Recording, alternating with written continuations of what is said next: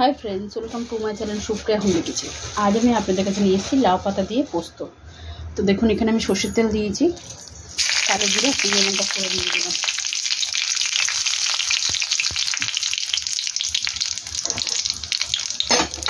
দেখুন কালো জিরা শুকনো লঙ্কা ফোড়ন দেওয়ার পরে এখানে আমি লাউ শাক কেটে ধুয়ে রেখেছি, এটা দিয়ে দিলাম।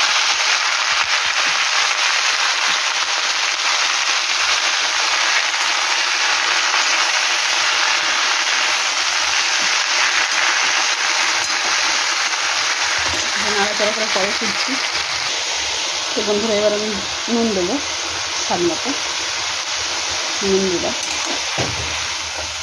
নুন দিয়ে এটা আস্তে আস্তে ঢাকা দেবো, একটু সিদ্ধ হতে দেবো, জলটা বেরোবে, পরে আমি তুলছি। তো দেখুন বন্ধুরা এবার আমি একটু হলুদ গুঁড়ো দিয়ে দেবো। আর একটা কথা বন্ধুরা, আমি এটা সিদ্ধ আলু রান্না করছি, ওই জন্য আমি আগে শাক দিলাম।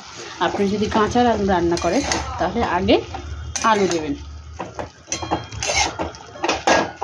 আলুটা ভেজে ভেজে তারপরে লাউটা দেবেন, লাউ শাকটা দেবেন। তো দেখুন বন্ধুরা এবার আমি আলুটা দিয়ে দিলাম, আলু সিদ্ধ কেটে রেখেছিলাম দিয়ে দিলাম।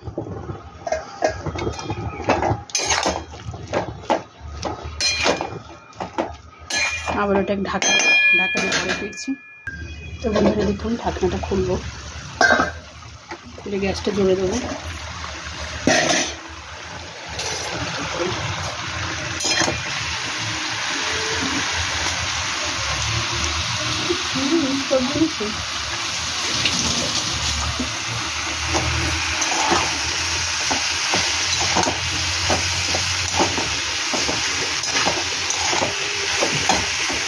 দেখুন বন্ধুরা সব ডাটা মাথা সিদ্ধ হয়ে গেছে, এবার আমি এটা দিয়ে দেবো।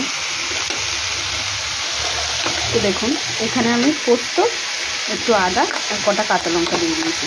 তো এইটা এবারে দিয়ে দেবো এর মধ্যে।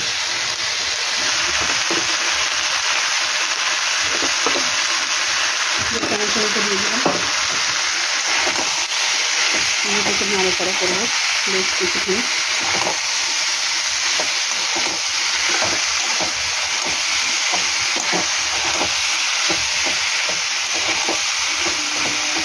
সেই সময় গ্যাসটা আটকে দেবো, দিয়ে একটু চিনি দেবো,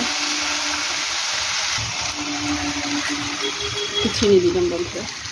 এসব ঘাস পাতাতে একটু না চিনি দিলে ভালো লাগে না। এবার একটু সর্ষের তেল দেবো। তো বন্ধুরা দেখুন এর উপর দিয়ে একটু শুধু সর্ষের তেল দিয়ে দিচ্ছি, 1 চামচের মতো।